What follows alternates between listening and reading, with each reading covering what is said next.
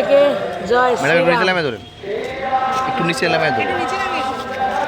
আজকে একজন ভারতীয় হিসাবে, একজন সনাতনী হিসাবে আমরা আনন্দিত এবং আনন্দের এটা পরম আনন্দ। এই আনন্দকে ভাষায় বোঝানো যাবে না, এটা অনুভবের বিষয়।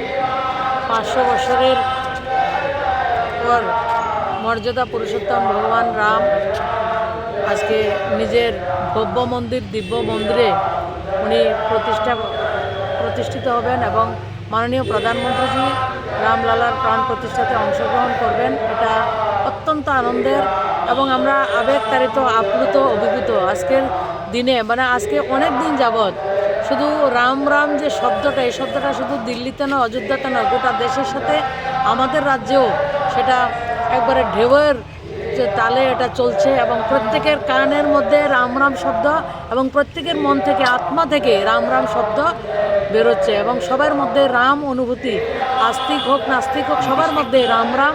সবাইকে অনেক অনেক অভিনন্দন, শুভেচ্ছা, প্রভুর কাছে প্রার্থনা আমাদের যে আজকে যে অনুভূতি, এই অনুভূতিটা যাতে আমাদের মধ্যে সবসময় থাকে এবং আমরা যাতে পরম বৈভবশালী, পরম গৌরবশালী রাষ্ট্র আমরা মোদিজির নেতৃত্বে নির্মাণ করতে পারি এবং ভারতবর্ষ পৃথিবীর সবচেয়ে সমৃদ্ধশালী রাষ্ট্রে হবে এবং আমরা সবাই সুখ সমৃদ্ধি, যেটাকে রাম রাজ্য বলে, রাম রাজ্যটাকে সবার সমৃদ্ধি হবে, সবাই সুখে থাকবে, সবাই আনন্দ থাকবে এবং পরম আনন্দে থাকবে।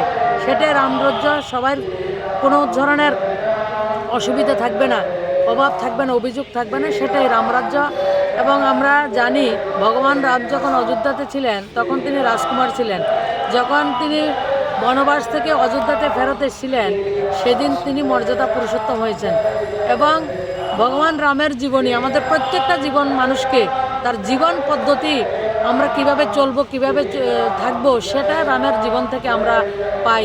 সেটা হচ্ছে সবাই চায় রামের মতো পুত্র জন্ম হোক সবার ঘরে, রামের মতো ভাই হোক, রামের মতো রাজা হোক, প্রজাবৎসল, রামের মতো পতি হোক, সবাই সেটাই চান।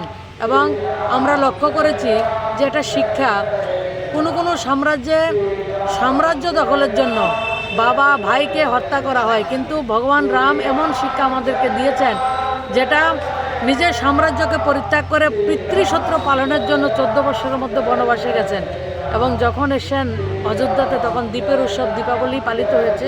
এবং আজকেও মাননীয় প্রধানমন্ত্রীজি আমাদেরকে আহ্বান করেছেন প্রত্যেকে 5টা করে প্রদীপ প্রত্যেকের ঘরে প্রজ্বলন করব এবং প্রত্যেকে ভগবান রামকে আমরা আহ্বান করব। ভগবান রামচন্দ্র যখন বনবাসে ছিলেন, সর্বরী হোক, অহল্যা হোক, কেবার হোক, সবাই উনি উদ্ধার করেছেন এবং সেই সবকা সাথ সবকা বিকাশের মন্ত্র সেই ভগবান রামচন্দ্রই শুরু করেছেন। সেই আত্মাই ভারতবর্ষের, রামই ভারতবর্ষের আত্মা, রামই ভারতবর্ষের কৃষ্টি, রামই ভারতবর্ষের সংস্কৃতি। তো সেই মন্ত্রকে নিয়ে দেশের প্রধানমন্ত্রী রাষ্ট্র পরিচালনা করছেন।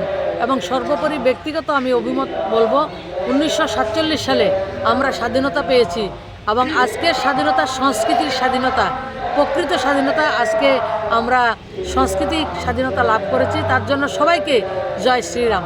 জয় শ্রীরাম।